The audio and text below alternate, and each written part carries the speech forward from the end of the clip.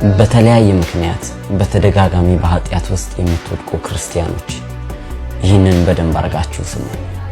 አውቃለሁ በብዙ ምክንያት ሰው ሊደክም ይችላል። በዓለም ግፊት እንደገና ደግሞ በስጋ አምሮት ልትወድቁ ልትነሱ ትችላላችሁ።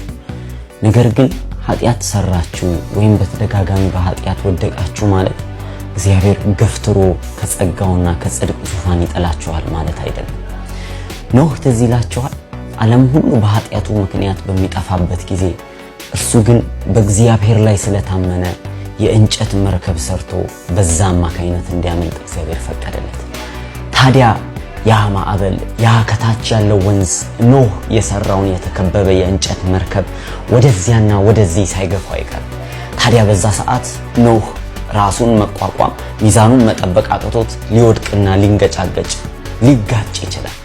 ታዲያ ኖህ የወደቀው ከመርከቡ ውጪ አይደለም፣ እዛው መርከብ ውስጥ ሆኖ ወድቋል። እዛው ሆኖ ይነሳል። አሁንም የምላችሁ ምንም አይነት በዓለም ኃጢአትና ድካም ውስጥ ብትሆኑ ከመርከቡ ውጪ እንዳትወድቁ ወይም ደግሞ ኃጢአታችሁ ወደ ዓለም ለመሄዳችሁ ምክንያት እንዳይሆን ይልቁንስ በዛው በጸጋው ዙፋን ውስጥ ሆናችሁ መልሳችሁ ቁሙ። እግዚአብሔር መልሶ ያቆማችኋል። የኖህ መርከብ ማለት በክርስቶስ ኢየሱስ ያለ የጸጋ ሕይወት ነው። ስለዚህ የትኛውም አይነት ግፊና ኃጢአት ሊያንገላታችሁ ይችላል እንጂ በፍጹም ከእግዚአብሔር የጸጋ ዙፋን እንዲያስወጣችሁ አትፍቀዱ።